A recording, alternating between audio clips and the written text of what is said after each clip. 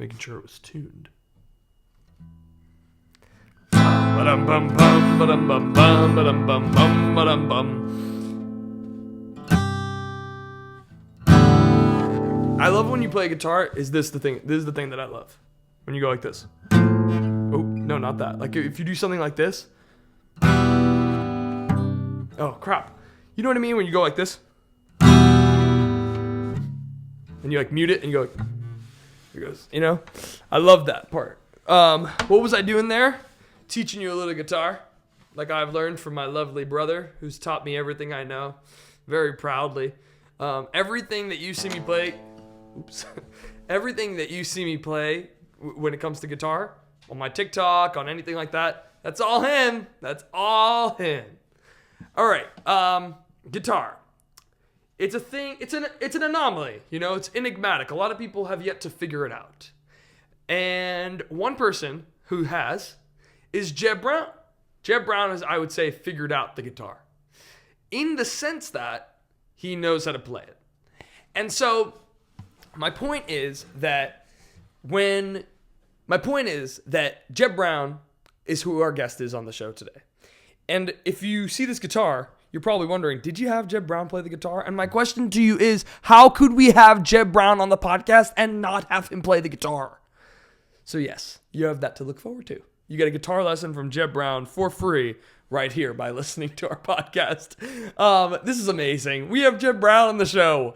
Jeb Brown, there's 3 words that he says that are stuck in my head perpetually. Yo mama dead.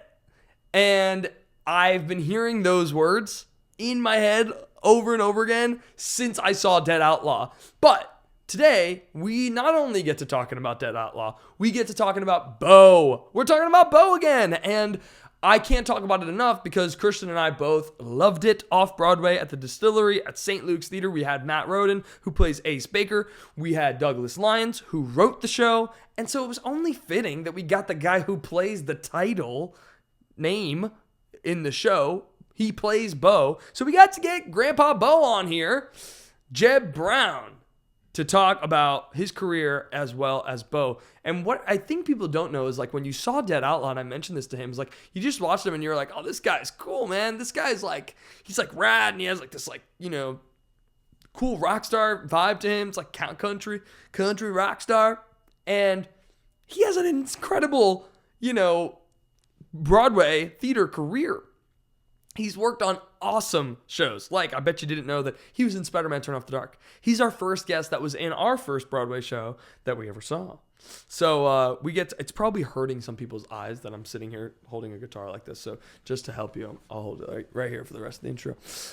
Spider-Man Turn Off the Dark, he was in the original cast. And he was also in Back Birdie, the sequel to Bye Bye Birdie. Did you guys know that was a thing? Most people don't because it closed so soon. But Charles Strouse, Lee Adams, Chita Rivera, the original team, Michael Stewart, they were all on Back Birdie, which came out 20 years after Bye Bye Birdie. So, you know, he was in that original cast. He also was in Cat on a Hot Tin Roof at 10 years old on Broadway. So we get to talking all about that. You've heard a lot of him this year because he was Tony nominated for Dead Outlaw playing the band leader, man. And also, he is now, like I mentioned, in Beau. He's a great guy. We felt like we were just hanging with him. He was so kind. He was so nice. And we you know, we're so grateful to have him on, truly. And I loved the time we got to spend with him. And I love the guitar lesson that he gave me because I'm on a journey. And if you follow me on TikTok, you'll see some progress on there.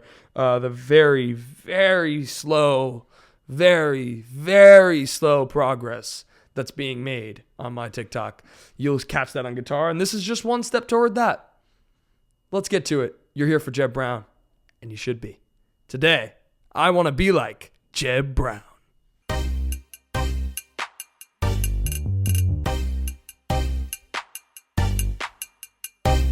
I want to be like you. I want to be like you. I want to be like you. I want to be like you. Welcome to another episode of I Want to Be Like You with Elbi Cespedes. Today, I want to be like Jeb Brown. Oh, gosh. This is so exciting. Thank you so much for joining us. I have to tell you, so this whole summer, Dead Outlaw has been my, like, anthemic music on repeat. It'll probably be on my Spotify Wrapped, you know. Oh yeah, that's And nice. we have my dad has these jet skis in Pennsylvania, and so we go out on the lake every summer and we ride jet skis, and I cannot tell you how much of a banger Dead is on a jet ski. I feel like I posted it at one point and I tagged David Yaz because I was like, you have not experienced the true essence of this song until you're on like a jet ski or a motorcycle and you're like, yo mama, Dad, you know, and it's like, and you're right. It is awesome. It hits hardest. Almost a surf guitar kind of sound about it. I know, but the bass like hits. You know what I mean? Like it's a so it's a banger. So thank you so much for doing this. We're big fans of yours. We saw Dead Outlaw first preview out at Manila Lane. We bought tickets pre-sale because I'm just such a huge Yazbek fan that I was like, anything he does, I need to see ASAP. Him and Cromer. So and you were excellent in it. Oh, you were thank you so awesome much. in it. And when I first saw you in it, I thought you were a band member. Like I thought we were sitting there and I was like, oh wow, they got somebody who's like maybe their MD or something to like narrate some of the piece. I was like, that's cool. And then you start joining the cast and doing that. It was really the moment when the set moves. Right. And I was like, he's part of the show. And that's when I looked in your bio and I was like, oh my God, wait, he's an actor first, you know? Oh, that's fun. I think I fooled a lot of people, which was satisfying. Yeah, because that's like the allure of it, right? Yeah. It's interesting that role was originally going to be played by Michael Shannon, and then he became unavailable. I know. What? That's a good one, right? That's crazy. That's a little piece of information. Was he a part of it at all, or? No, but he's no friend of Cromer's, I think. He's Chicago. Gotcha. We went in thinking that's sort of, I think they went in thinking that was going to happen. Then something faltered, and I was already in the workshop in another role, and they asked if I might want to do that, and I said, yeah, that sounds great. Yeah. So it would have been a known face if it were Michael Shannon, right. and that would have been a very different thing. Yeah, I think so too. Yeah, right, because then there wouldn't have been any disguising this person as, you know. What was the name of the character? Just the band leader? He was called the band leader, and then, of course, the outlaw that I later played was Walter Jarrett, right? Who was Elmer's mentor. Yes, right. Speaking of mentors. Yeah. Everybody needs a mentor. Yeah, right.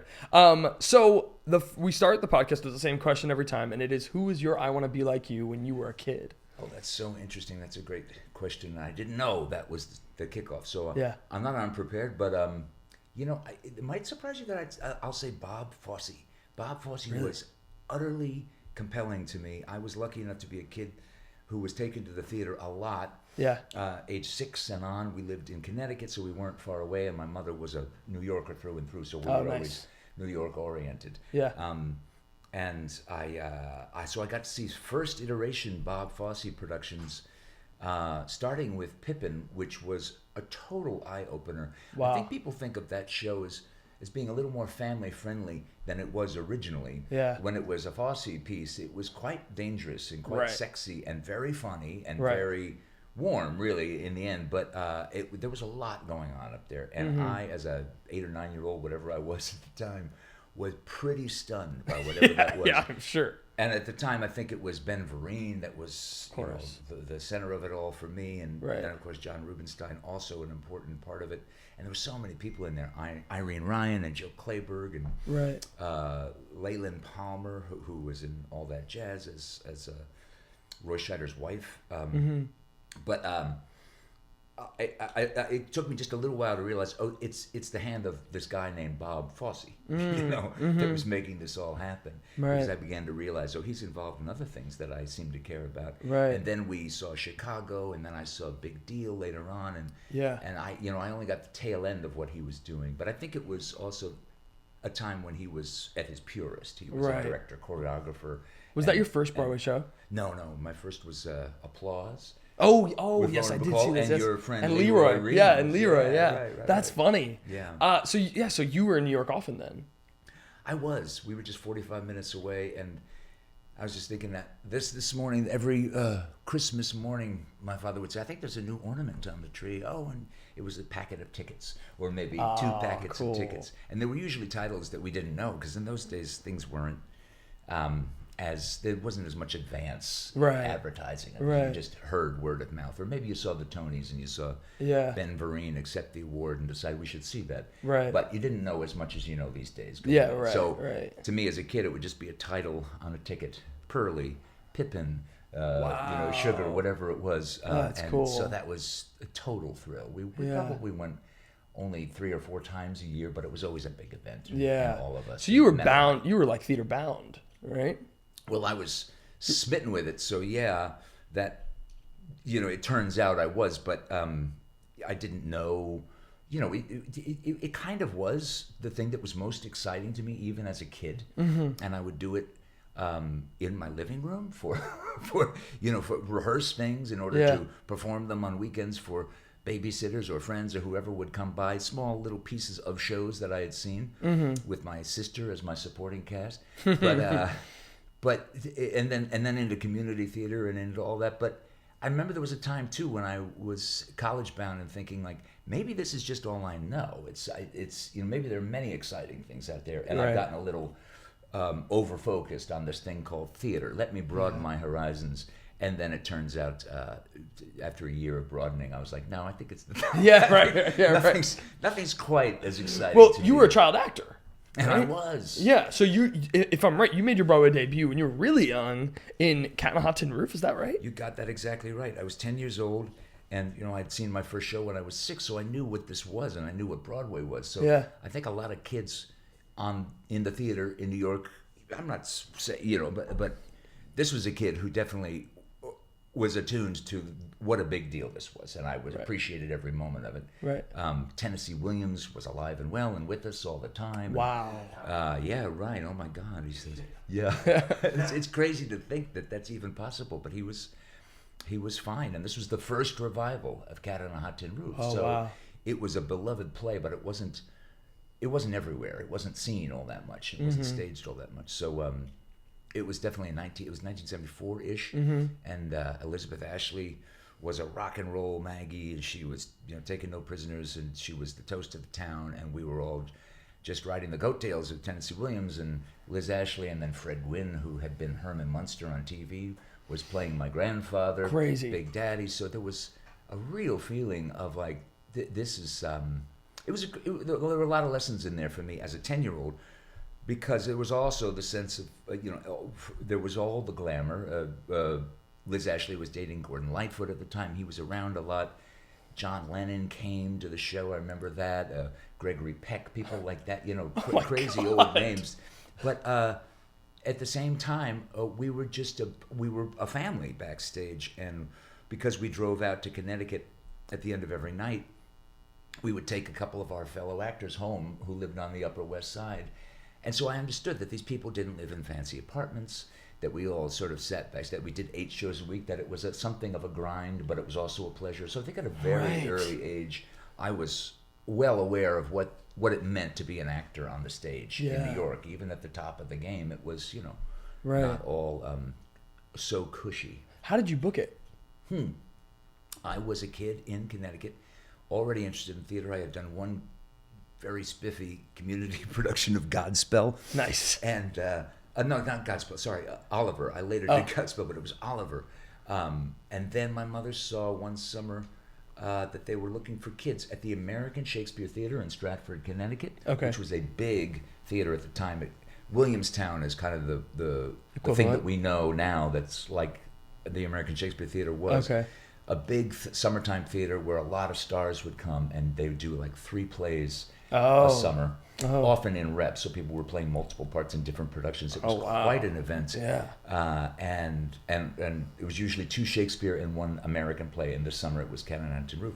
And we didn't know when I got cast in that there were producers who had designs on a Broadway run, but I just spent my summer doing Cat on a Hot Tin Roof 20 minutes up the highway in Connecticut, and having the time of my life. Yeah. Making $5 a rehearsal and $10 a performance. I still have that contract in my scrapbook. That's cool. That's cool. And then the producers came at the end of the summer and said to my parents, "We're going to Broadway. Would there be any chance that you would want to do this?"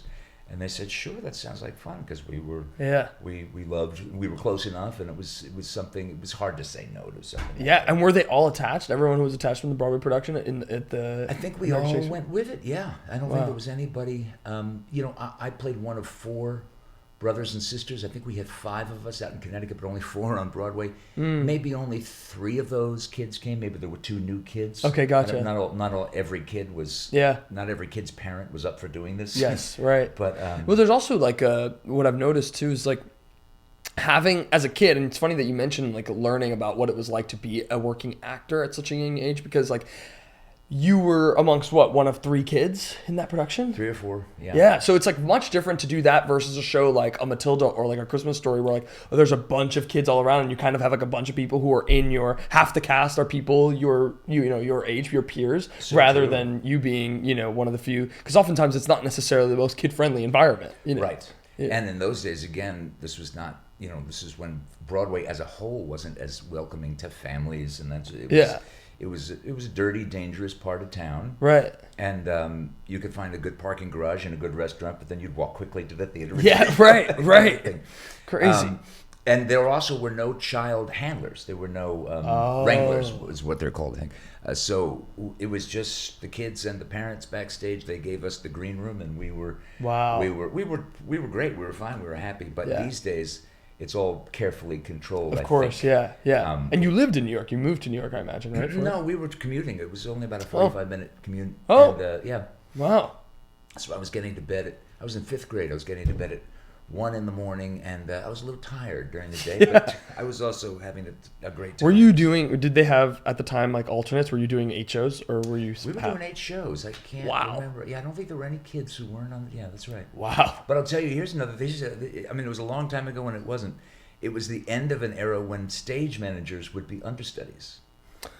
So our stage manager would...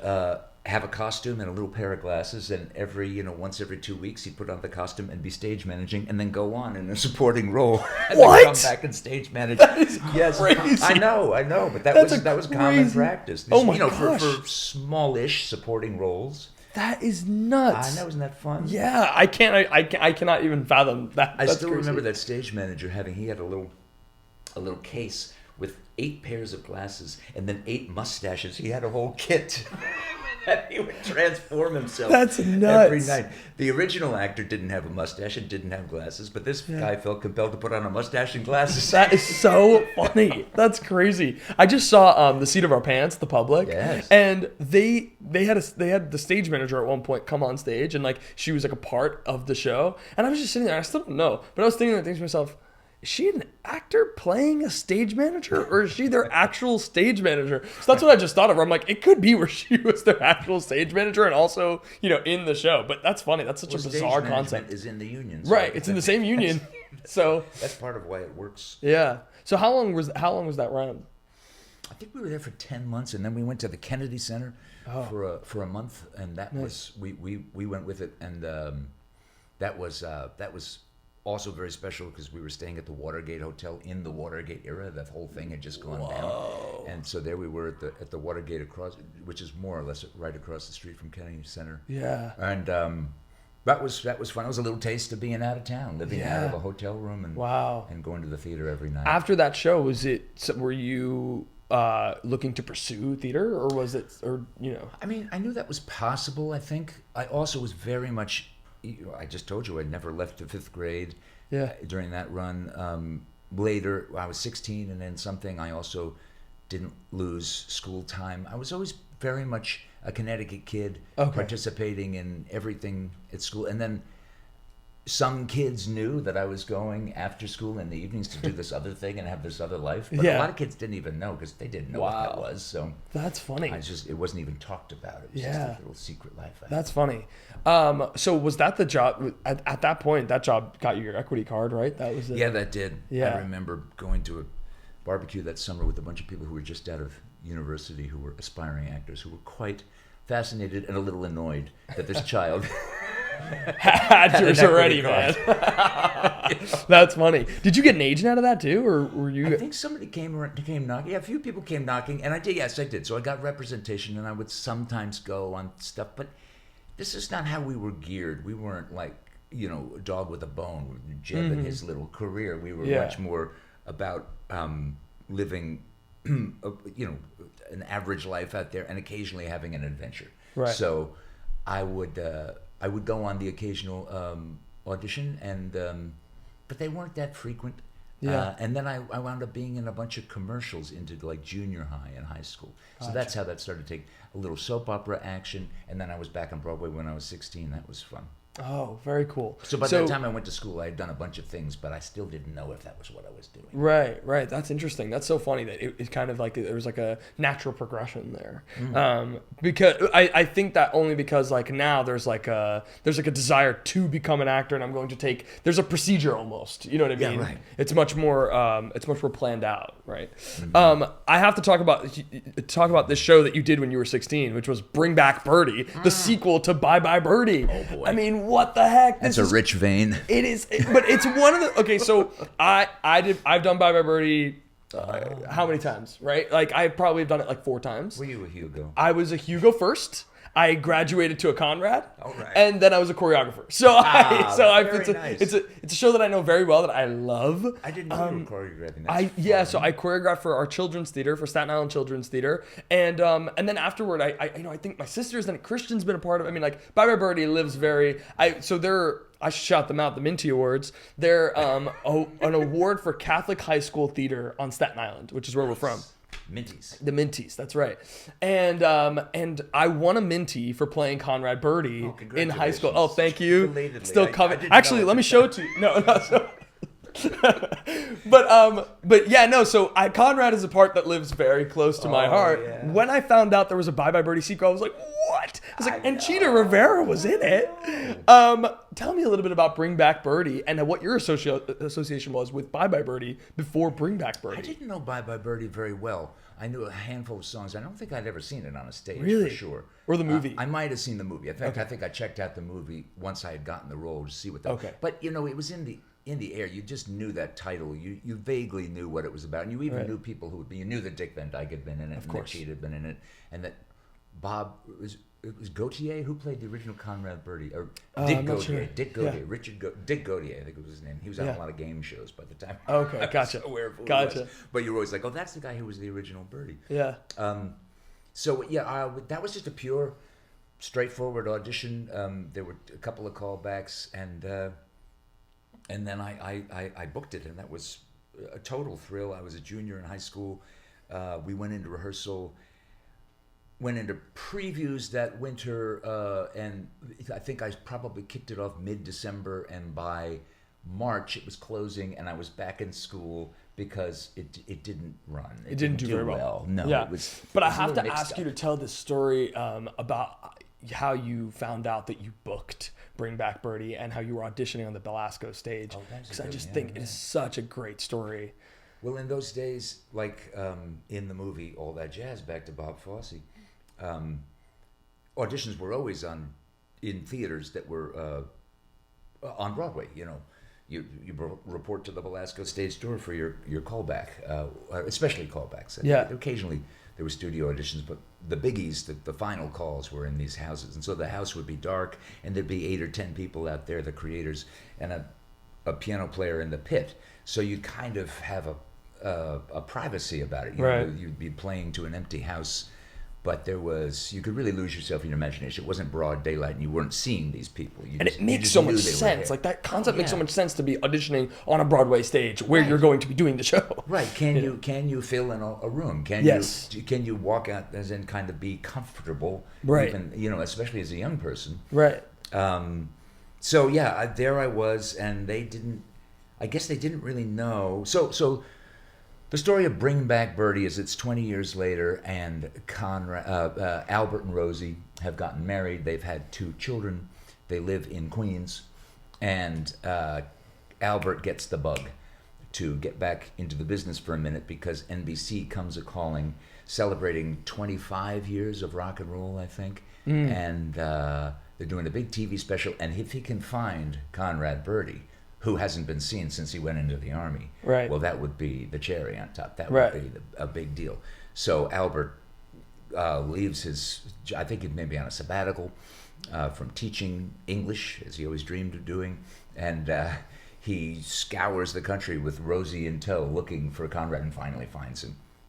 Anyway, that's loosely the story. They didn't know what they were doing with the character of Conrad Birdie. How do you put him on stage? Right. And Elvis had recently died. Right. So he was always based on Elvis. So it was also a little touchy. Yeah. He couldn't be sent up too broadly. Right. Because you weren't trying to make fun of it. Right. Yeah. And what is he? 20 years out of the army. What's he like? So they were seeing, and there were a bunch of wild characters and again, when you'd audition in these theaters, you'd be waiting in the stairwell, that led up to the dressing room, sitting on steps with your book in your lap, waiting to go on the stage. Crazy. It wasn't a fancy situation. And waiting with us, a handful of us teenagers who had been called back, were a bunch of Conrad Birdie possibilities that were just there was a freak show is a little strong, but it was a lot of wild characters, a bunch of Elvis impersonators, skinny ones, fat ones, all over the map. Sure. That was a kind of a cottage industry at that time because again he had just died. There was a guy named Rip Taylor who was just a kind of a crazy, silly comedian. Yeah. Like a well-known guy, but the kind of guy who always like. Is he just a professional celebrity, or is he? What's his talent exactly? Right. So that was crazy. I got out on that stage, and I was ready to perform. I think it was my second callback, and Joe Layton, who was directing the thing, came up on stage, and by that time he had a sense of knowing me, even though because they had been in the shadows, I didn't really know who he was. Right. And he was like, "Hey, Jeb, okay, and we're gonna do this. We're gonna. Oh, wait, has anybody told Jeb?" Oh, and he said, "You've got a job." It turns out I was being brought to the callbacks to read with the women who I would He was a reader. The young opposite, who I would play opposite. Crazy. But I didn't know that. So yeah. I was just kind of stunned. And I think he even said to me something along the lines of, do you understand what I'm saying? Just because I looked kind of blank. And said, I think I said basically, yeah, I do. I get it. But I can't really process it right now, so let's just do what we're doing. So I stepped into the wings while the three women who were reading opposite me came out one at a time and sang their songs. Right. And so I got to sit there in the wings listening to first Robin Morse, who got the part, Bobby Morse's kid, who was 16 at the time, and then Kristen Vigard, who was a beautiful performer. She had been the original Annie at Goodspeed. Yeah. And then not been brought on in New York. Andrea McArdle, I think, had been one of the orphans and had been promoted. And Kristen Vigard wound up in standby status on Broadway, maybe a little heartbroken. Right. But she was beautiful. And then Andrea McArdle stepped out of the shadows.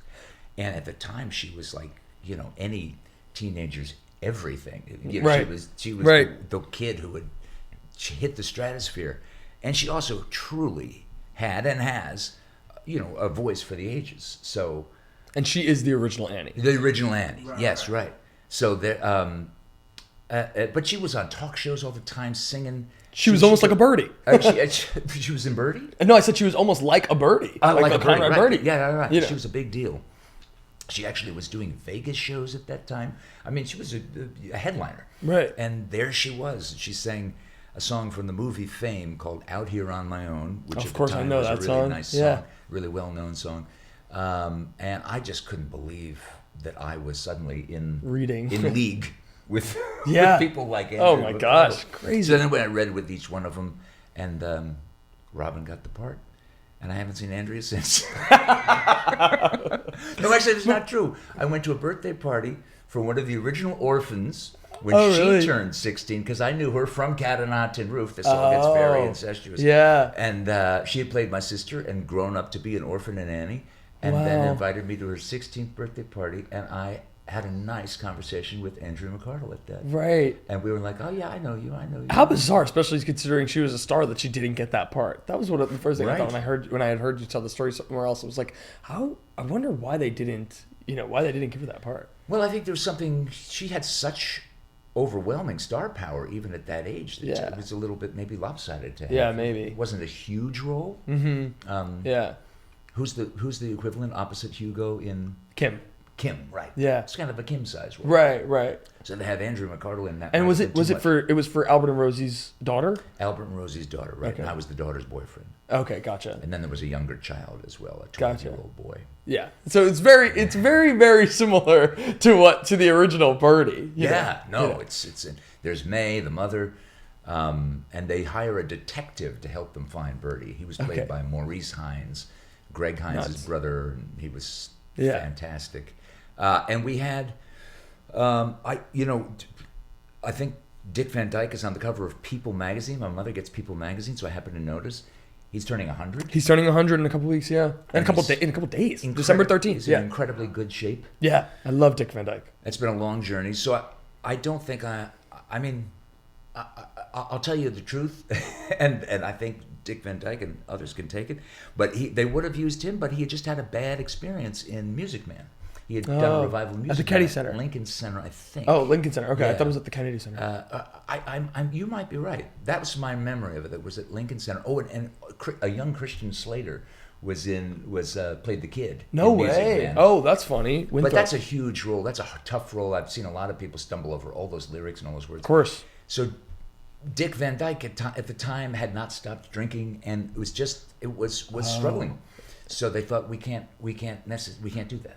That's so bizarre. Yeah. And so they got Donald O'Connor, who had never been on Broadway. It's his debut. Making his Broadway debut, but was a huge star from MGM movies, and he was up to the job. That's crazy.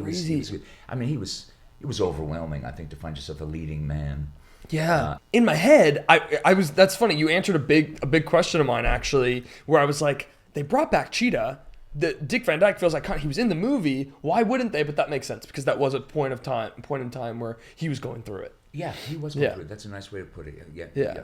Are you rolling? Yeah. You are rolling. Yeah, okay. we're good. Yeah. Yeah, it was a difficult time for him, and I don't know the man, so I don't know how comfortable he is talking about it, but I think he's pretty. He's been pretty open about it. He's been pretty open about it because he's sober now for years. I mean, he's 100, but he's 100. He made it to 100. Come on, it's amazing. He's sober from cigarettes and from alcohol, and he had mentioned what a hard period in his life it was, and all this other stuff. But especially considering, and it makes so much sense because especially considering that. During Bye Bye Birdie, this is pre-Dick Van Dyke show. This is Dick Van Dyke stardom. Now, bring back Birdie. This is 1980. This is Mary Poppins Dick Van Dyke. This is Dick Van Dyke show. Dick Van Dyke. It's like a completely different type of star. Yeah, Birdie made him a star. Right. And, right. The Dick Van Dyke show people discovered him. I think. Yeah. I mean, everybody discovered him. Yeah, right, singing, right. Put on a happy face. I have to ask you, because I always love to hear Chita Rivera, anything about Chita Rivera. Everyone says that she was the loveliest, greatest person. Oh, my God, yeah. Just a consummate company leader, among other things. Yeah. She would come into rehearsal, even when she wasn't called, just to watch us do what we had done that afternoon and run it. And she'd laugh uproariously at the things we had come up with, and she just was such a support. You really felt like it was our director, Joe Layton, was a strong force in the room. Charles Strauss, songwriter, a little bit less voluble, but Chita felt like she was kind of in charge, in the sweetest way. She was our leader. Yeah. We had it was a dance company. It was a dance show. Considered a dance show. We would do an hour warm up every morning. One morning it would be jazz. The next morning it would be ballet, back and forth. But the whole company, an hour. That's how we'd start every day. Wow. in a studio down the hall. Wow. And I wasn't a dancer, so I was kind of terrified at first. But somebody said, "Oh, don't worry about it. Just get in the back row and do what you can." Yeah. So by the time 3 months had gone by, I was lucky enough to have had this crash course and. But Chita was a big part of that. It was a Chita show. We were going to dance. We were going to dance all the time. That's awesome. And she would, I think she would sometimes lead those warm-ups. Not a lot, but that was sort of a special thing. Wow. But she was in them every morning, just another body in sweats. Getting warm. That's awesome. Yeah, That's was cool. Wonderful. She was wonderful. I don't, you can't really find a whole lot about Bring Back Birdie. I mean, there's licensing available for it, so people could do Bring Back Birdie. But why do you think that it wasn't? I mean, it felt almost formulaically so the same style as Bye Bye Birdie, but now in the 80s. But why do you think? What do you think was the disconnect? Well, there haven't been many, if any, musical sequels. Yeah. So Annie, I think there was an Annie too. There was an Annie too, but that was I don't after. even know if it was after. Okay. And it may. I'm not saying that was the problem, but anyway, this wasn't There still this aren't wasn't many. part of a formula. This was a new idea. Right. So I think people were a little wary of that to begin with. Right. Michael Stewart had written the book. He had written the original book. Charles Strauss and Lee Adams had written the book, the music and lyrics. Right. So it was all the same team. The book was pretty scattered. It was tough. And I think at the end of the day, people talked about that being just too confusing. Oh. The tunes are pretty wonderful. And Yeah. you can get that recording. Yeah, and it's on YouTube. and you can feel it. Yeah. You know, that it's like... Well, I saw a version of "You Can Never Go Back" that you sang a couple years back. That was awesome, by the way. It was awesome, and that's a great song. It's a good song. Yeah, it really is. It's Yeah. an evening full of great songs, that show. Yeah. But why it didn't work, there was also David Mitchell had done the sets, and he had really gone for it. It was going to be the video age. It was 1981, and that's, of course, was true, but we weren't quite there yet. But his idea was everything wasn't... a table wasn't a table. It was a television with a picture of a table on it. A chair was a television with a picture of a chair on it. And then you'd sit on top of that light box, which was supposed to be... So that was a little cold and a little cumbersome. Sure. So there was set, there was book, there were a bunch of things that were wobbly. And, Yeah, that's interesting. Yeah. That's interesting. And I'd always wondered that, because especially with Chita Rivera being a part of it and everything, I still want to listen She to that. got a Tony nomination for this thing that ran for 5 days. That's unbelievable. Yeah. I don't think that happens anymore. No, it really, 5 days definitely doesn't happen. Or, like these, what you consider a flop is very different. We did 45 previews, just to be clear. We were there for a while at the Martin Beck, which is now the Al Hirschfeld. Al Hirschfeld, right. Yeah. Oh, wow, and that's a pretty big house, too, Yeah, to fill out. But yeah, no, I mean, what did you take away from that experience, especially considering the fact that it closed prematurely? I think that there's always some sort of learning lesson in shows that don't last very long, because you ideally, and correct me if I'm wrong at that time, but nowadays, like, I feel like people join these Broadway shows being like, okay, I'm going to be here for a minute, right? You don't expect for things to wrap up so soon, and that just happened with Dead Outlaw, right? Yeah. I was just reminded of careful what assumptions you make, right? Because all the accolades in the world and great things are still fickle. You never know. Yeah. With Birdie, it wasn't as surprising by the time opening night came around. But I was a 16-year-old kid, so remember, to give it context, I was just having the time of my life and not really that concerned about whether it was running, right? As long as I was doing my job and enjoying, there were clearly people crowding the stage door every night. There was something was happening, so it wasn't like it was dead air. But I think when it all finished and I went back to school and made up the work and didn't miss the year, I just felt fortunate that I had had this experience. And I also recognized that there were other people who didn't have high school to go back to. Other people who had become my good friends, who were now just out there hanging and waiting for the next thing and unemployed. So I did get a whiff of like, ooh, that's tough. Yeah. And I have a whole life that I can just crawl back into, but that's not most people. So, how do you make sense of that? Again, it just prepared me. Yeah. I want to ask you a little bit about your music playing history and when you first picked up a guitar. Have you been playing since you were little? I always was sniffing out guitars under people's beds in cases from kids who'd gone to college. I was a child myself, whatever, in somebody's house, and I'd sneak under and look at the guitar and touch it and finally, I got a guitar when I was about 13, and took to it. It's not a complicated story. $25 guitar.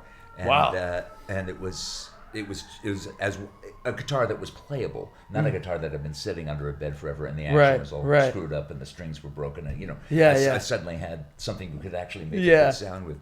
And so I remember my first bandmate was a kid named Steve Janis. And he would sit at the piano, and I would have my guitar, and we'd open the Beatles complete songbook, which was a thick book with every Beatles song ever written in it, and just go title by title, and that's a good one. And we'd sit there every Saturday afternoon and just playing and singing and doing the best we could, dreaming that we would someday be in a band. So that's cool. When that was again 7th, 8th grade, I think it was in 9th grade I started my first band, and I bought a bass because we had 3 guitar players and no bassist. So I saved my money. I had a paper route, whatever I had. It was $179 at Sam Ash, and I still have that bass. Oh, cool. And I became the bass player in town because nobody had a bass. Yeah, no, So no. that was a really good move. Yeah, and yeah. I already played piano before guitar a little. So piano, guitar, into bass. Were these is through really- lessons, or did you teach yourself? I did take piano lessons, but the guitar was all self-taught. The guitar itself came with a book that taught you how to play the guitar. Wow, that's cool. I don't think every kid probably was able to teach themselves from that book, but I had the piano and I had enough, desire to figure it out. Yeah, It's funny you were learning Beatles stuff after John Lennon had saw you in a show. That's That's so right. bizarre. Oh, That's so I bizarre. never think of John Lennon. John Lennon took in a performance of mine. Yeah. Age 10. Yeah, you should like put that on like a website on your resume or something. Yeah. Okay. I need to ask you about a couple of things with like Ring of Fire, right? Like, because that feels like a show where were you playing guitar in that show? The guitar was on stage now and then, but it wasn't like all night long. Okay. Because I was gonna say your guitar playing has really come in handy, a couple of times in your shows, including now in Beau, which like a lot of Beau centers around that guitar. Like it feels symbolic in a way in that show, and so A guitar that's passed from generation to generation. Exactly, yeah, and even the idea of like I remember being in college and like reading the piano lesson and like that the symbolism behind like the piano, and or in Beau's case the guitar. Like there's a lot of weight that comes with something like that. You know what I mean? Because there's memories and there's something personal about it, and the practice is private. You know what I'm saying? Absolutely. Oftentimes. So I guess just discussing that your relationship in like, the idea of being like an actor musician, and how you feel like it's helped you in the back end. We had some kids, everybody in our company of Beau plays instruments. Right. And then we have a core of understudies who each of them covers more than one role and therefore covers more than one instrument. Right. So it's a core of incredibly, skilled people doing all kinds of crazy things and pulling it off. They're all so good. And we had a couple of young people come to the stage door during previews who had been given some free tickets at AMDA, where I was cool. in a couple of the local conservatories. And they just came by, bright-eyed and bushy-tailed and loved the show. But they also were asking the question, like, does everybody in New York play 5 instruments? And we're like, oh, no, don't worry. You don't have to play 5 instruments. Right. Some of us But play if you instruments, can. but it helps. It's not unhelpful. Yeah. So, I think it's, a couple of us talk about this. You come up aspiring to a career in the theater, and you have this other thing going on, which is bands and rock and roll and instruments. And if you could put the two together, that would be kind of joyous, but you don't really seriously think that's going to happen. Right. But the industry has changed and moved in that direction. There are a number of shows. I mean, there was once... Right, which really set the precedent. That's, a while ago now.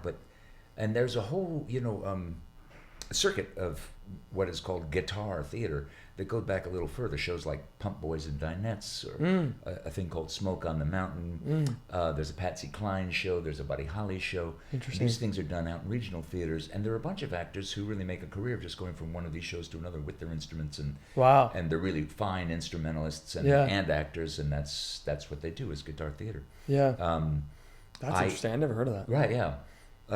And then that crowd gets together, and we have hootenannies in New York City. It's pretty fun. Yeah. But that's awesome. There are some of us for whom it just comes in now and then, and that's been a total joy because it's something I care a lot about. It's something I spend a lot of time doing. Yeah. And I guess you learn that. I mean, I know this from being an audience member. When somebody's faking an instrument, I remember some famous performances on film that I won't mention necessarily, but which really bothered me. Even as a young person, that person clearly doesn't play the cello or whatever, whatever it is. So to be able to bring authentic instrumental know-how into the mix is a nice thing, and I think it's a smart thing for the industry to take advantage of, because a lot of people do play, and it's John Doyle was another big moment for us, right? Of course, yeah. Making it clear that could work in a big way. Yeah, right. But and then you like School of Rock, Bandstand. All these versions have come from way now that they're doing the actor musician, type things, and it's inspired in many different ways. I think it's a really cool thing. It is a nice thing. I think it's something that we don't want to see too much of. We don't want it to take over because it's Right. also, it's the economics of it are very appealing to producers and things. Of course. Of But course. unions also temper that somewhat. So it's that's It's not like a the big issue. economics of having a stage manager be the understudy. That's revelatory. isn't Yeah, it? right. Yeah, yeah, right. We got to be careful talking about that. They might get some ideas, man. Can you hiring stage manager who can understudy and play the guitar? But thinking about it, that particular thing, I think in those days, being a stage manager these days, it's like you're driving the Titanic. Yes. Something, it's Yes. a big, dangerous, but you got to know what you're doing. And stage managers always knew what they were doing, but it was a little bit less lethal. Right, right, right. A little less control in a sense. Yeah. Okay, I have to ask you about our first Broadway show that we saw that you were in. good. Spider-Man: Turn Off the Dark. All right, you made it. We saw. Do you know which version you saw? I don't know. I know that Reeve was in it. I know that Patrick Page was in it. Katrina Lenk was in the version we saw. Oh, I don't okay, know so if it was later on. It was later Yeah, on. right. Okay, It was gotcha. 2.0 as opposed to 1.0. Oh, So okay. that was after Julie left us. Oh, okay. And after you guys opened. Well, after we opened, yeah. Okay. What is the difference between a Spider-Man 1.0 and 2.0? So they wrote this thing called Spider-Man: Turn Off the Dark with you two, Yeah, Bono. and Edge, and Right. Julie and Glenn Berger, the book writer, Julie Right. Taymor, director and writer, co-writer, and we rehearsed it, we previewed it, and it was thrilling. And Julie, as a company leader, talked about Chita being a company leader. Julie was absolutely the leader of that company, and we 40 actors, there were 40 people in that thing, were with her all along, and quite dismayed when she was let go because the thing was never getting finished. We did 180 previews. Most previews in Broadway history. Right. Interesting. I didn't know. Oh, yeah. I'm not surprised. Oh, yeah. 35 would be sort of average. Average, I'd yeah. say. Yeah. 180, and there were people who were pretty angry in the press and elsewhere that we were somehow, duping audiences, that we were playing into this unfinished quality as like, yeah, come see it before it's finished. Come see it. We might have an accident. We might, I see. that kind of thing. That was not going on. We Right. were in earnest trying to Right. finish the thing. But there were some huge technical obstacles that kept them from being able to achieve their vision, and then they were having to change whole parts of the show in order to make it work, and that wasn't that going to right? happen overnight. Yeah. Just again, Yeah. scenically. Right, Right. So finally, there was bad blood this way and that way. I don't know the whole story. Right. But Julie was let go. That was really hard for the company. Another director was brought on, and another choreographer was brought on. I didn't realize that.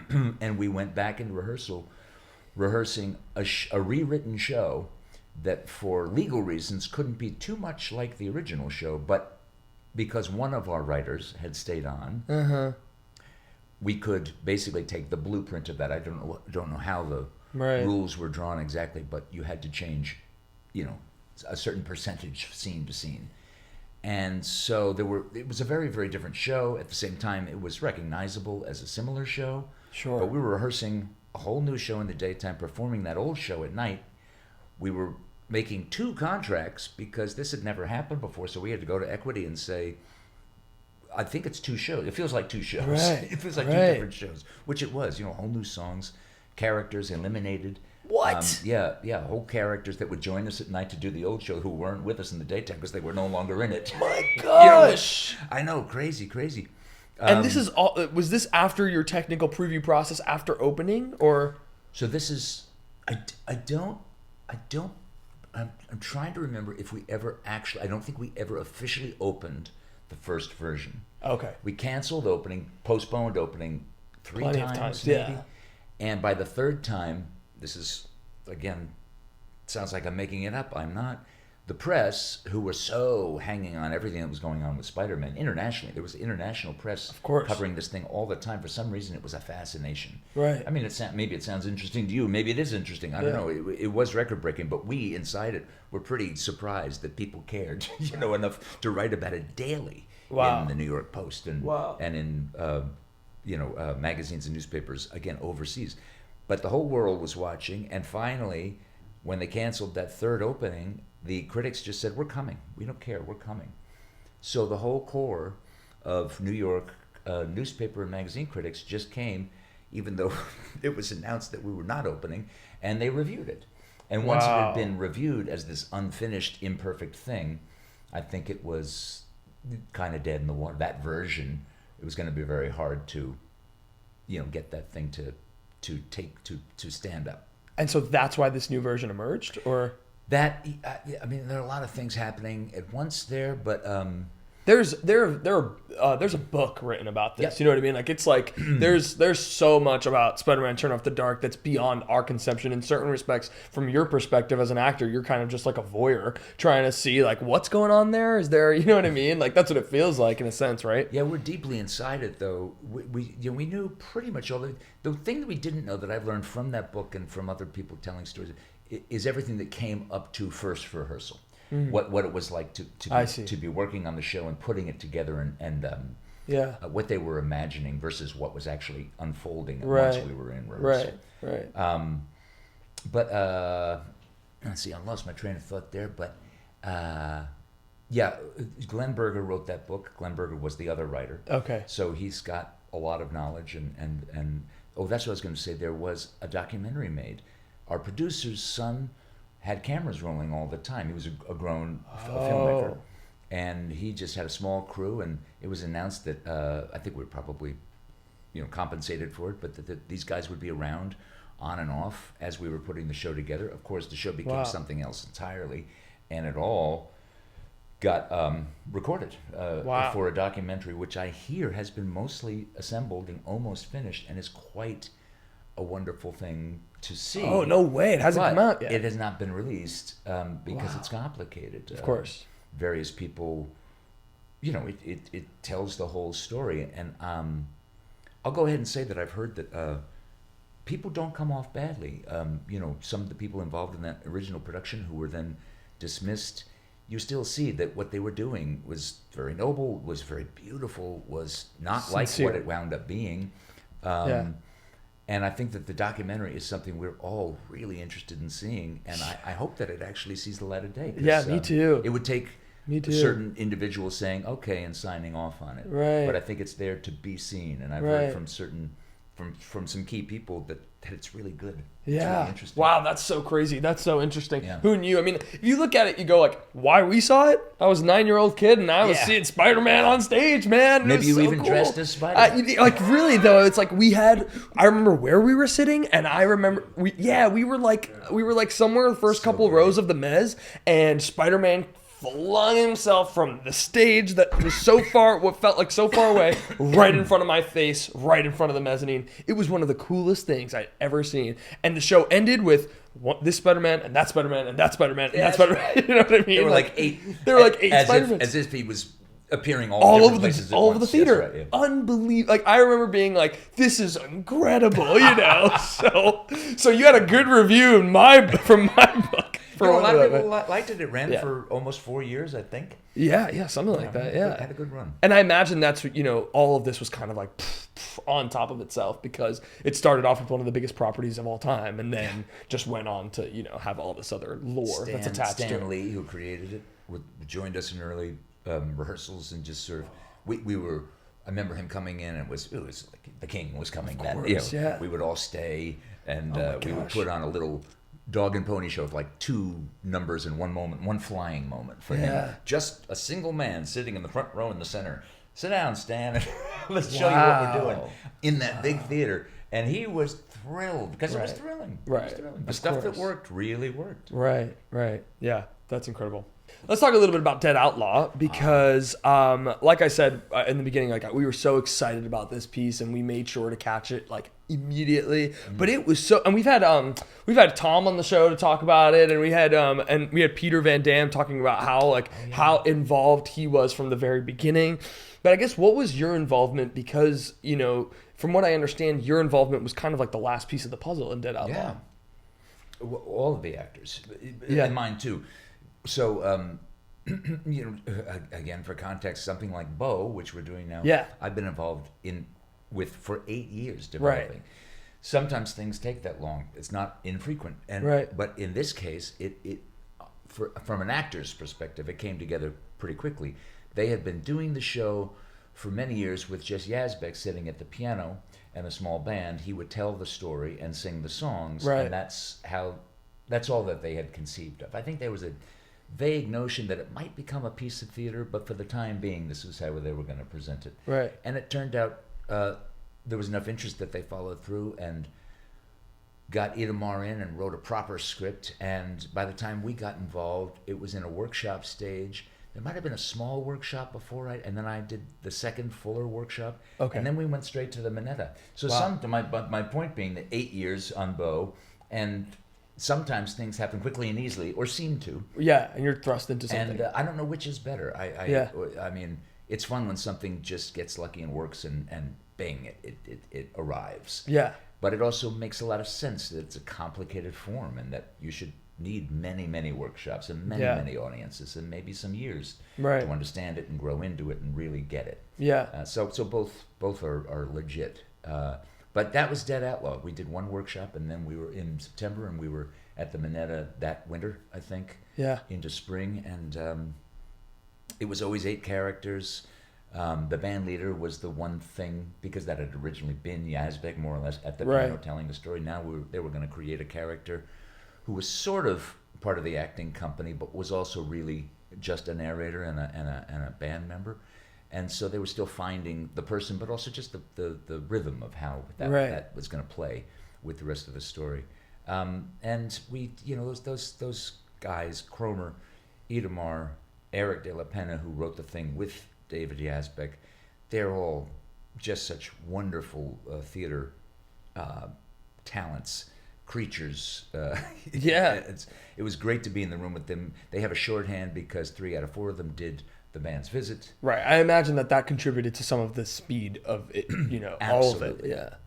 Yeah, they knew. And it was Yazbek's idea and Yazbek's engine that Right. really got it going. So Right. it was a matter of saying, hey, Cromer, come check this out. Will you join us? Do you think there's hey, anything Itamar, there? would check this out. And they all wanted to work together Of course. again and do something Of course. special. So that we felt really lucky to be in that room and working on the thing. And eventually it became ours. Yeah. It was not theirs anymore. We had grown into it and taken it on, and Yeah. they went off as directors and writers do, and Yeah, the yeah, actors yeah. ran the show. Well, too, with the Minetta Lane version of the show, it was you and Eric De La Pena at the front, like, as the two frontmen in a way. That's right. And I knew that Eric had written, the piece with Yazbek. So when I was sitting there, that even more so contributed to the, allure of the fact that, are you also a creative on this piece? Are you, where did, you know what I mean? Like, that doubled, and Eric did all the shows with you guys at the Minetta, right? He was Absolutely. We Yeah. thought he would come to Broadway if it moved. Right. And when that all happened and came together, we got the word that Eric really wasn't up for it. Sure. He's a musician. He's a working musician, and 8 shows a week really wasn't his thing. And Yeah, we yeah. were like, oh no, you Yeah. have to. Do you understand what this is? Yeah. And we're like, yeah. He was like, yeah, I understand it. I get it. He's like, I understand it even better. Yeah, right. He's like, I know better. Right. So we did just fine. Yeah. But with JR, Yeah. that was the guy who came in and did what Eric had been doing. Right. And anyway, yeah. I think that when we saw it in on the Broadway version of it, I remember thinking to myself, I don't know if this is going to translate. 'Cause I'll tell you honestly, like, we walked out of the Minetta Lane, and I looked at Kristen, and I was like, okay, I think this is David Yazbek's first show that I think is going to be an off-Broadway show. Oh, yeah. Like, I think this is going to be an off-Broadway musical. Yeah, because I didn't necessarily know if it was going to translate to, so when I heard that it was transferring, I was a little skeptical, because I was like, this feels like such an intimate piece. Yeah. And then when I saw it on Broadway, it was loud, and it was like, loud, not in a bad way, but roaring. You know what I mean? Where it was like, when you guys started that, especially it starts with that, the nice song that I'm little blanking, the ballad, ballad, yeah. the ballad.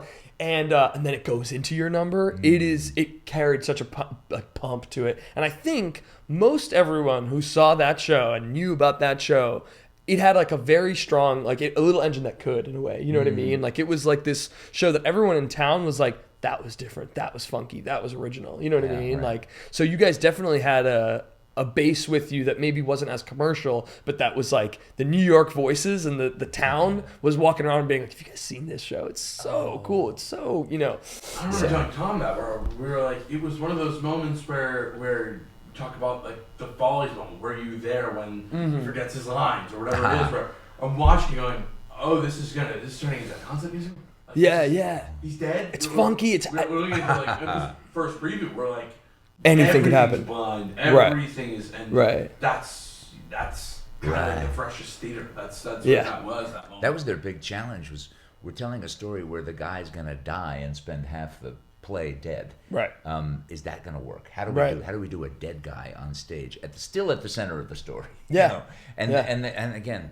I hand it to them. That was all them. And I've got to give it to Sonia Friedman was your producer, right? And like I got to give it to her too because it was certainly a risky thing to do. You know what I mean? Like, and it doesn't happen very much anymore. An original musical with original music, just like kind of like trudged forward and like put in a big Broadway house. It felt very it just felt very risky and very bold. You know I what I heard mean? somebody knowledgeable, somebody in the community when we were announced that we were coming in, but I was just at a party or something. So I hear the things coming in. Wow, his word seemed pretty punky for Broadway.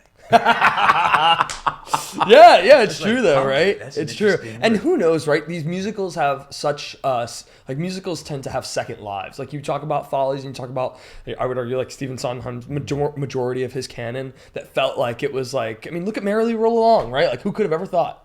Absolutely. So these things Not tend a to have success, second lives. And I think of Assassins. We often felt a little like Assassins, like it's a very unlikely subject matter. Right. Right. And Assassins was a quiet success, and then it's had very successful revivals. But Right. that's a good comparison. Yeah, I for will sure. also reach for the comparison. Eric De La Pena being on stage downtown always reminded me of the original Hedwig, where Stephen Trask, who wrote it, was in the band. Oh, I didn't realize that. He was the keyboard player on stage. Cool. It was the same thing where you went like, that guy over there. He wrote this whole thing. With John Cameron Yeah. Mitchell, who was at the center of it. The two of them are on stage every night downtown, just playing this labor of love. Right. It's really, Right. That's really awesome. Powerful, yeah. Yeah, and it was a great show, and I think that I hope that people will discover it in subsequent lives. Very, very good album. I mean, Yeah. the way it's mixed, the way it's like, Oh, thanks. how it sounds on speakers and everything. It's unreal how well they translated that. It's kind of like it was made for it. In a way, Yeah. like this concept album. I mean, you mentioned like the 54 Below shows and like the things that he was doing on with the band and the way he was telling. And it was the story. produced by Audible downtown, and everything that they were doing, they had an eye towards. This was the first thing that they had commissioned. Right. So it was the first purely original, like all theirs kind of thing. But they did kind of suggest that they would like to release it as an Audible offering. So if we could keep it in the world of something that played also as a radio show, and so Inamar really took the bait on that, and it was actually his way in as a book writer finally, because he was having trouble figuring out how to tell the story. And when he realized it had some relationship to a radio show, he really found it. Yeah, that makes sense. Let's talk about Beau. You've been a part of Beau for a long time. Matt, we talked to Matt Roden, we talked to Douglas Lyons, and we've seen the show now, and it is so beautiful and so different and so cool. The venue that you guys are in, the way that St. Luke's has been kind of like transformed is you feel like you're walking into something completely outside of the city. You know what I mean? I agree. Talk to me about, I guess, your journey, how you first got involved with Beau. Because if you go on YouTube, there are Beau quarantine concerts that you guys were doing. You know what I mean? Right. And the Beau movie. There was a movie. I was doing Beautiful, the Carole King musical. Yes. Back in 2014 or 13 or something. And With Douglas. Douglas Lyons, Right, of course. was in the company. He was playing one of the four drifters. He was fantastic in it. His big solo was Up on the Roof. Yeah. And we were all living together backstage, and we knew what was going on with each other. And I knew that he was writing all the time in his downtime in the dressing room, and often doing concerts after hours at venues around the city. And so he was writing music mainly. What I didn't know is that he began to write, I think it was after I left the show, he began to write a book musical, which became Beau. I think it was his first book that he had written. And he handed me the script, at one point and just said, would you look at this and consider doing a small table read of it? I've always heard your voice. I don't quite know why. And I said, sure. And Douglas doesn't love me telling, I don't think loves me telling this part of the story. Yeah. But he shouldn't be insulted. If you imagine, you know, somebody who's a great talent on stage and now they're writing and they hand you a thing and you just hope that your friend can write. You have no idea. Yeah. Now, we all would like to be the kind of guy you're just like, of course, Elbi can write. Of course you could write, you know, but you just never know. Yeah. So I took the thing home and it may have taken me a day. I think it was actually under quarantine, or maybe not quite. No, that's right. It was a couple of years before that. But I was upstate and I got a quiet afternoon and I read the thing and I was so thrilled because not only could he write dialogue, he could write character, he could write story. It was all so clear, so warm, so specific, and a fully original story. This is not based on anything. This is all out of Doug's imagination. I just was so immediately so thrilled for him. Not only was this a great piece and I was looking forward to reading it and I liked the part, but it just spoke volumes about what Douglas had in store, you know, for himself, and what we had in store from Douglas, that he was going to keep writing. He could really do this. Right. And it gave me, there were only 4 songs. I think I took a couple of days before listening to the music. Yeah. Because I couldn't imagine, but I was just hoping, I just wanted to live with the beauty of the script before listening to music and maybe having it not make sense to me, or how it fits in, or if it's of the world that I'm imagining. It was also fantastic. Right. More interesting and more sort of mixed and funky. It had a kind of a folk country feel, but there were other flavors in there, clearly. Right. And so that was just thrilling to read through it at a small table at the director's company back then. Was great fun. Matt was also there that day playing his part, so we just kind of stumbled into it. But you know, Doug had looked around. Doug had heard my voice. Right. Doug had met Matt somewhere playing a guitar and said, "Wait a minute, you might be this guy." Yeah. And so we've stayed with it all these years.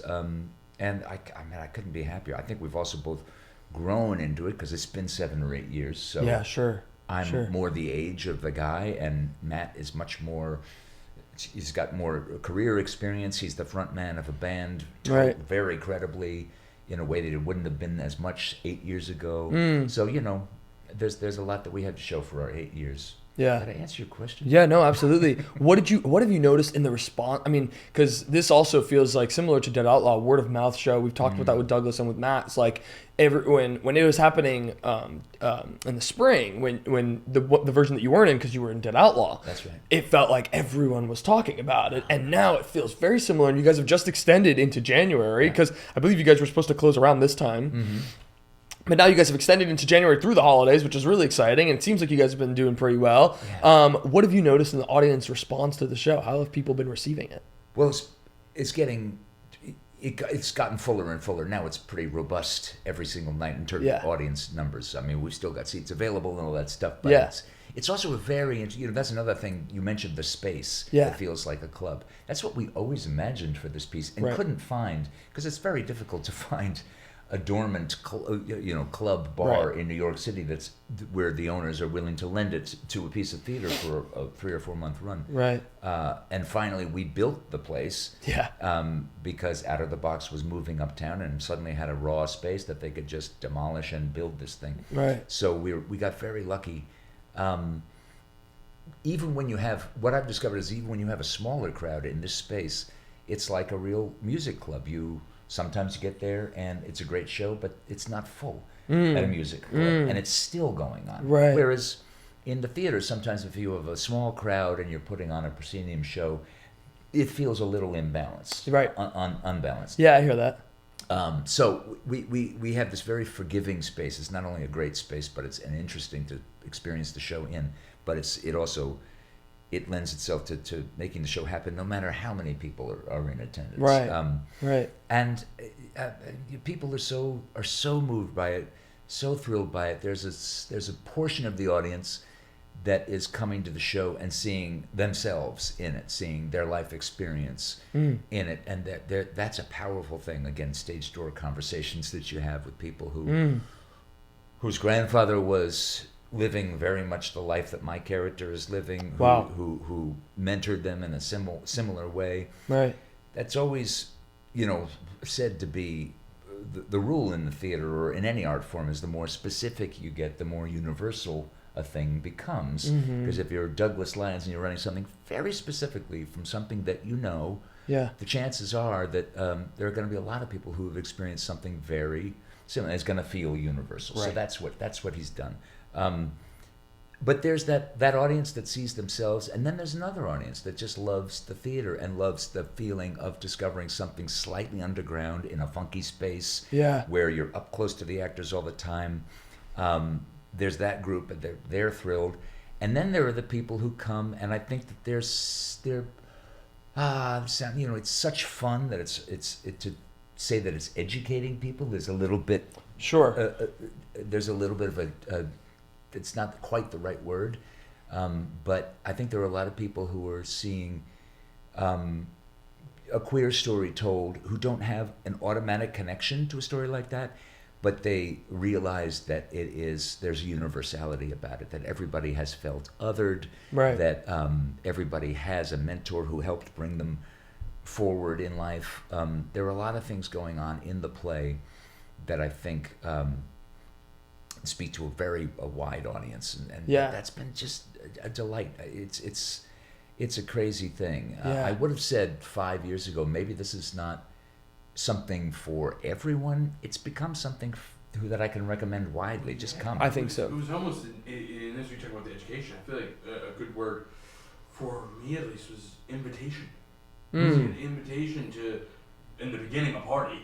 Right? Yeah, That's right. And Like a concert. right, exactly. Yeah, it's an invitation to this concert to go, oh, not only did you not know this, but now you're conflicted. Now and it's doing what Yeah. every great story did. Whether it's from Martin Scorsese to Shakespeare to everybody. Yeah. And to do that through the music in that way, that style of music. Well, I think too it gives what I think it does really, really well is, and what we're kind of like going around is there's a twist that happens in the show, and I think that in that moment there you think one thing about. You think you know what's going on. You have these assumptions, and you go around assuming something about your character, and assuming something that maybe is that whatever. And then when it turns, you kind of gain like it's reflective upon yourself as well, because you're going like, oh, what I thought was one thing is really another. And I think that that is what was really special about it for me, was going like, right. yeah, and almost removing all of the other parts of it, going like, oh, this is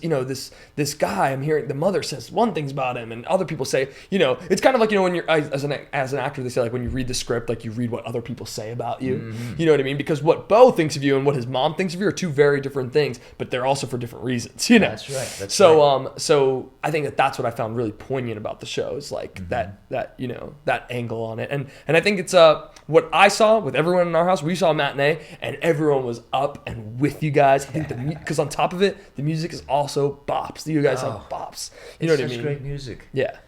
I've done so many shows, and I often have a great experience, but when music is durable, when you can hear it every night and you're still loving hearing it, that's a very special thing, and It's this true. music is like that. Yeah, it's true. And I guess speak to you a little bit just the immersion and interactivity that you guys have, because there's a stage and then there's a second stage within the middle of the house. And just I guess speaking to the concentration that you have to have not to get distracted by the fact that someone is right there, like, It's true. It's true. Yeah, it's every night. It's easy. Matt and I have been working together for a long time. A lot of the stuff that takes place on that little stage you're talking about actually represents my porch at my home, which is somewhere different from where Matt starts the show. Matt's character starts the show. Matt's character's name is Ace, so Ace comes to visit me at my house in Memphis, and we forge a relationship. And everything that happens on the little stage is surrounded by audience. But we're so hooked into one another, it's pretty easy to not get distracted. I will occasionally, nightly, be playing guitar, looking at my fingers, and seeing somebody's face right here. And I do notice that they're noticing my hand, or they're looking over my shoulder at Matt, because he's also facing their direction. I can notice moments like that, but oftentimes I won't know that a good friend is sitting right there, because you're not focusing like that. And that sounds like I'm talking about some great, sort of actor chop thing. It's not at all. It's just a matter of survival. You can't, Right. You've got to be right here. You're focused. You know? Yeah. Yeah. You're metaphysically feeling their energy.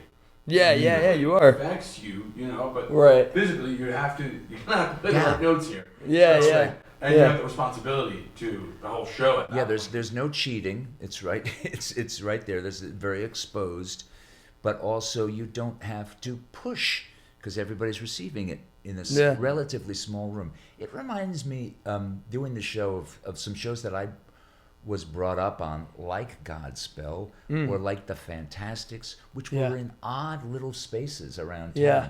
You had to. They ran for a long time, and you knew they were successful, but you didn't quite know where that was. Right. And you'd have to work your way into the city, find your way uptown to an attic space, and then there was Godspell, and still you didn't quite know what it. And then it happened, and you're like, oh my God.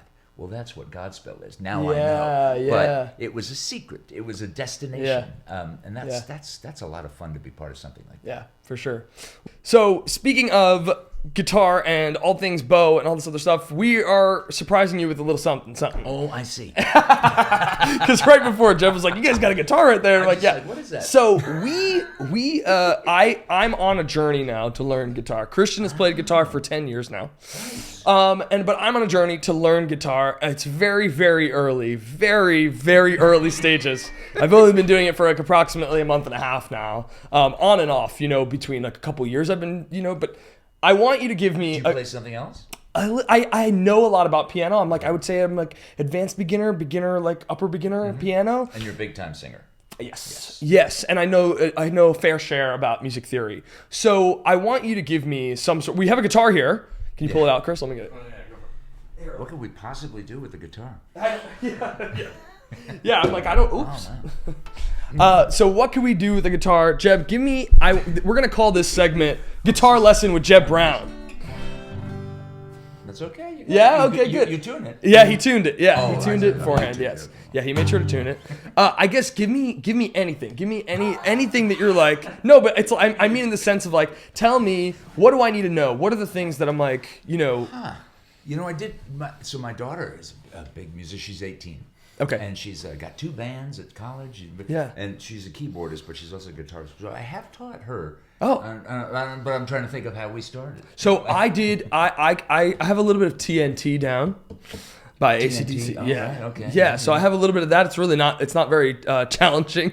And I've learned some beginner chords. I've learned like your E chord, E minor, G. Open chords. Yes, right. But yeah, I'm putting you on the spot to task. What is something I could, or a song maybe, or something that I could get to.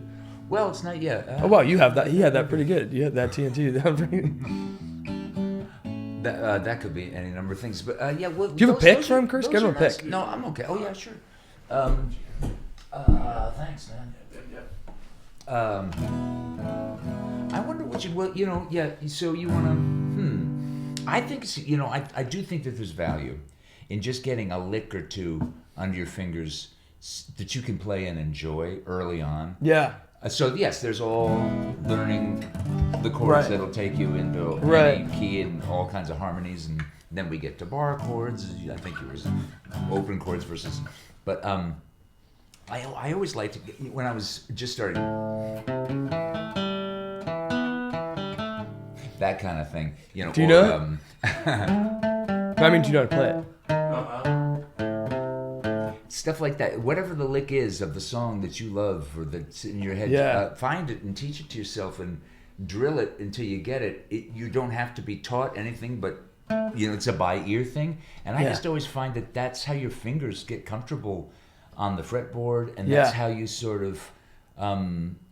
Again, it's just the reassurance that I can make a good sound. Yeah. I can play something. Right, I right. can play that for myself, for friends, Yeah. around the campfire, whatever. Right. Just a handful of those in your back Oh, I pocket love that go idea. a long way. Yeah, I love that idea. Because there's all the theory and all the the program that you want to put yourself Right. on in order to really get there. Right. But there's also just the satisfaction of being able to play something, and the guitar is friendly that way. You don't have to. I have learned that, and I think that like when I first started playing guitar, the thing that really tripped me up that I'm getting better at now is how hard you need to press on the strings, because you guys make it look so easy. That's right. But some guitars are easier than others. Yes, and then sometimes my fingers will bleed into other strings. You know what I mean? So I have to like go through and I have to like pick through every single string. Watching do it that's such the right, because it's been 10 years since I really had to like even look at my hand, right, so and looking at it, I'm like E string right. E string. Yeah, you know, and see his mind like, E-A-G-D-E-A-G-D-D-G. I was right. E-A-D-G-B-E. There you go. There it is. Very nice. I know everything. And also knowing, of course, just for our viewers, but also that you're going to get these calluses on your fingers, yes, and it's going to get so much easier. That right, it's not always like that. Yeah, that's a beginner. There was a moment in Beau where he was looking at your fingers and he was going, and I'm not. I don't know what song. I can't remember what song it was. There was a number that I was like, he's playing. Yeah. So I was like, you're not looking or anything. You're just singing. And Yeah. you're I'm like, you hear that, right? Like, right. That's coming from that. That's yeah. Like, it sounded so great. Oh, that's so nice. That's so nice. Yeah. That's an interesting thing about that room where we're doing that show is that the sound is kind of everywhere too. Right. So you might see me playing, but you're sort of hearing the sound of So there can be that moment of like, oh, that's what I'm hearing. Is that it's being created right there? Yeah. That's funny. I'll take it. Giving you a little something. No, you have. Here, I'll show show. me. I'll show you a little something. We'll see. We'll see how good it is. Fun. Yeah. Here. Okay. Here we go. What do I got? Elbi. Yeah. On guitar. Yeah. Here we go. Okay. Trying to get comfortable here. Yeah. Do you think the mic's okay right here? Yeah. All right. Here we go. Okay. I did not have. I planned this, and yet I still don't have my bingo card that I was going to play guitar for Jeb Brown today. Okay, here we go.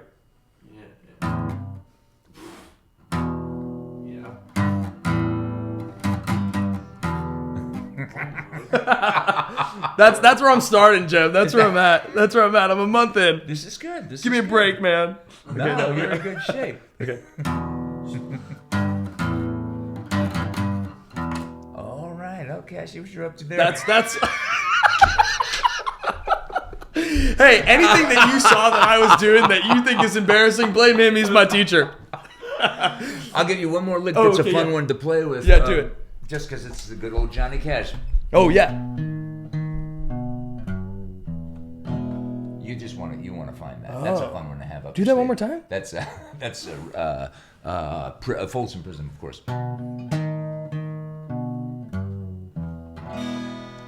Cool. The tune, right? Yeah. I do. That was really cool. This is a nice one. I love that. I've just seen a video once, like a sign that someone is going to either be really passionate about guitar or not is, do they have a favorite guitarist or whatever it is? And I was telling you, I was like, I know the music you listen to, so I was like, all right, we could share more into like the Red Hot Chili Peppers and things like that. But also a pretty easy lick is Dead. Oh, on the left hand, right. Well, right. You know what? Give it. He was nervous to do it. Give it to him. Come on, we're putting you on the spot next year. Come on. You just said it was pretty easy. Here, I'm gonna record it on my end here, so that the viewers at home will still get to see it. Oh, I see. And hopefully hear it. He's really doing it by ear, though. Yeah, you ready, Chris? Yeah, good. Go for it.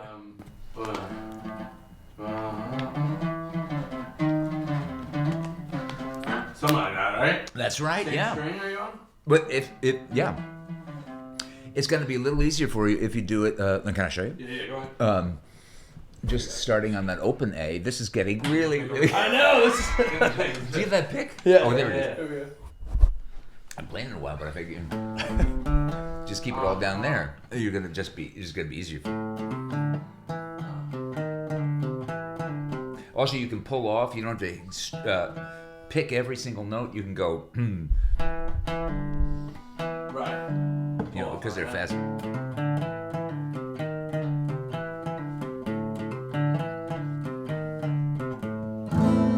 Awesome. Yeah. Who were some of your guitar influences? Who were some of the musical influences that you were listening it was to? always gonna be like James Taylor. Yeah. Yeah, I mean those.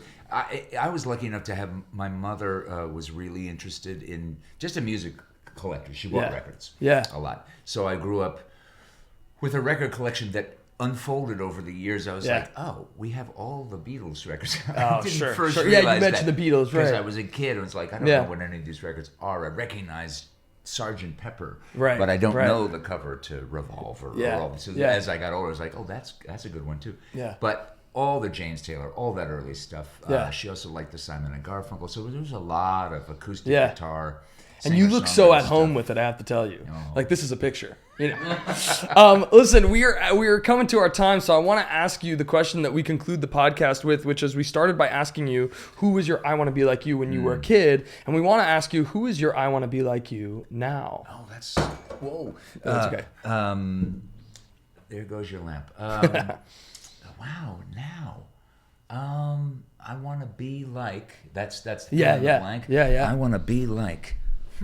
You know, it's gotten. I'm enjoying my life. Yeah. So I don't go around thinking of. Yeah. No. Hey, that's an acceptable answer. People, but you know what? I will say, this is maybe this sounds like a cheat, because but I don't know if it's every kid that wants to be like their father. I'd like to be like my father. Yeah. Who had a really.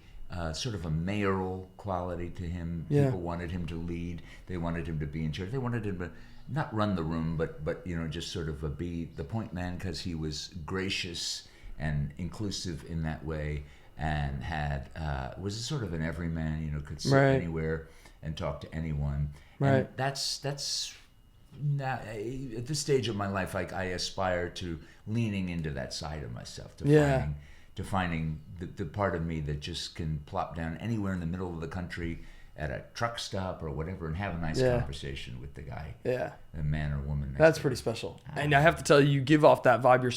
You are very warm, and that reads on stage too. Is like you're very warm, and you give off this like strangely Southern vibe because you're from Connecticut. But my father's people were Virginia and Missouri. Okay, so it was all in the mix. And that's why you're Jeb. They were a lot, and that's of course you can't be Jeb and not have a little Southern in you. I think so. Hey, thank you so much for doing this. This is such a pleasure. Fun. Go see Jeb Brown in Beau. Tony nominee Jeb Brown, we should mention, for Dead Outlaw. I didn't get to talk about that, but he's in Beau. Beau is fantastic, and it runs till January 4th, I believe, January right? 4th. January 4th. So go head on out to the Distillery at St. Luke's Theater. Thank you, Jeb. Thank you. It's a Elbi. blast. Thank you. Good for you. I Want to Be Like You with Elbi Cespedes is produced by Elbi and Christian Cespedes. Special thanks to Angelina Cespedes, Vincenzo Salvatore Cakes, Maddie Greenberg of The Press Room, and of course, Jeb Brown.